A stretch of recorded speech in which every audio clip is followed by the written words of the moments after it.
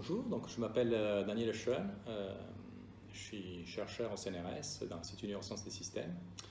J'ai une formation de musicien et de psychologue. Je fais mes études de psychologie et de musique en Italie. Ensuite, je suis venu en France et j'ai réalisé une thèse en neurosciences. Et donc, je travaille depuis une vingtaine d'années sur une problématique qui lie un peu la psychologie, la biologie et la musique, et qui consiste, qu'on appelle la neuroscience de la musique, en réalité. Et tout particulièrement, ce qui m'intéresse, c'est en fait, d'essayer de comprendre quel est l'impact de la pratique de la musique sur le cerveau et sur les compétences cognitives d'une manière générale.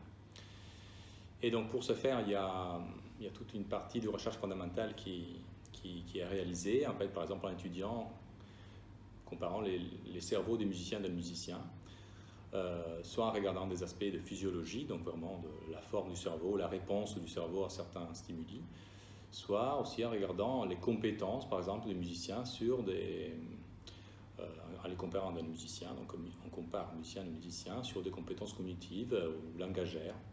Voilà, est-ce qu'ils sont capables de mieux percevoir des régularités dans un flux de paroles, de mieux apprendre une nouvelle langue, donc une langue artificielle, par exemple une langue inventée, ou de percevoir mieux la prosodie dans une langue. Et donc, ça, c'est une manière de faire. Et donc, ces méthodes, ces types de recherche utilisent beaucoup de la neuroimagerie, par exemple l'IA fonctionnelle, mais aussi le EEG, la magnétoscopiographie, essentiellement, ces techniques-là, et aussi, bien évidemment, et surtout, le comportement. Et donc, il y a toute une quantité de recherches qui ont été menées par moi et par toute une communauté qui est assez importante au niveau international, de plein d'autres personnes, qui ont montré effectivement que la pratique de la musique a un impact sur le fonctionnement du cerveau, pas seulement dans les aires auditives et dans les aires motrices, mais aussi sur des aires intermédiaires, on va dire, sur des fonctions donc complexes. Donc pas seulement sur des fonctions comme percevoir juste un son ou faire un mouvement particulier, mais aussi sur des fonctions cognitives comme peut être la mémoire de travail, par exemple la mémoire à court terme, et différents niveaux de perception et production. Plus particulièrement, moi je m'intéresse depuis une quinzaine d'années à certains aspects de la musique qui sont des aspects rythmiques. Et pourquoi ces aspects rythmiques de la musique? Parce que en fait, les compétences rythmiques de la musique sont particulièrement précises sur le plan temporel, d'un point de vue temporel. La musique nécessite d'être très précis temporellement, et donc cette précision-là se traduit donc par des prédictions temporelles précises que le cerveau doit faire, donc être capable de savoir à quel moment une note doit être jouée quand on joue avec d'autres personnes, par exemple. Et donc, comment ça se passe, ça? Et au niveau cérébral, donc on a des modèles qui sont sans doute faux, mais on a des modèles comme tout scientifique. Et l'idée serait qu'en réalité, ces prédictions temporelles soient faites en interaction entre le système moteur et le système auditif, qui communiqueraient par des oscillations neuronales sur des bandes spécifiques. Et dans lequel, en fait, le système moteur, le système frontal, en fait, irait donner des prédictions, en fait, au système auditif, lui dire, attention, là, il y a quelque chose qui va se passer à ce moment-là.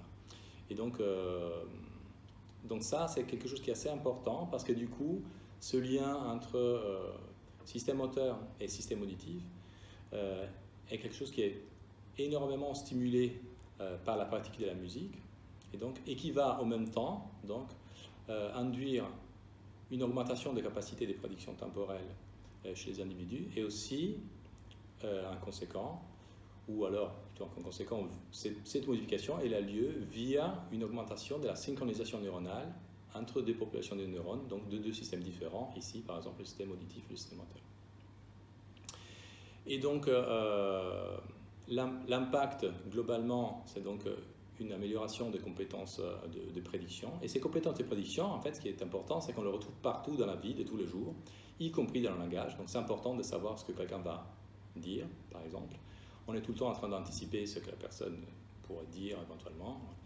Et que du coup, ce sont des compétences statistiques d'une certaine manière, calculer les statistiques, anticiper le réel, voilà, anticiper le futur qui n'a pas encore eu lieu.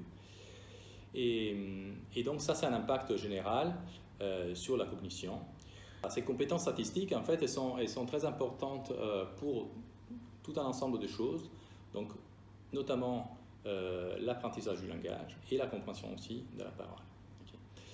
Et donc, à partir de là, on peut se poser la question, mais du coup, est-ce que d'une manière générale, la pratique de la musique et surtout la pratique de rythme, donc la pratique d'exercices et de jeux rythmiques musicaux, peut être bénéfique dans un milieu scolaire?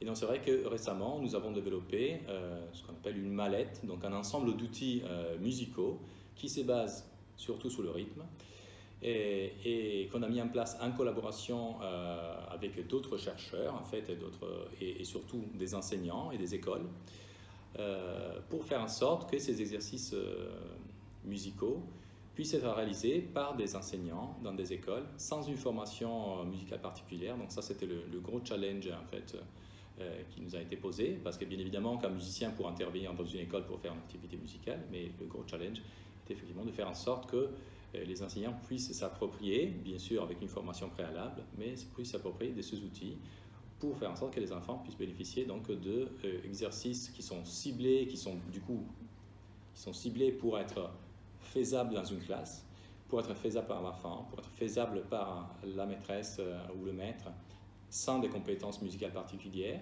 et qui puissent être bénéfiques aussi pour leurs compétences cognitives, qu'il faut développer bien évidemment pour un lien avec tous les apprentissages qu'ils ont à l'école, du coup l'apprentissage donc de la langue, l'apprentissage de la lecture, l'apprentissage des mathématiques.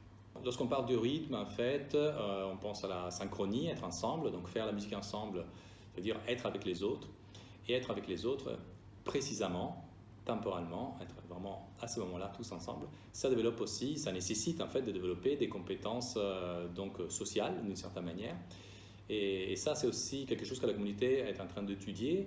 On n'a pas encore des résultats qui sont définitifs sur ce type de compétences, mais en particulier, je m'intéresse aux compétences conversationnelles, qui sont une forme de compétences sociales. Donc, dans quelle mesure, du coup, la pratique de la musique peut engendrer en fait un changement de dynamique conversationnelle entre un enfant et un adulte, ou entre deux enfants, ou entre deux adultes.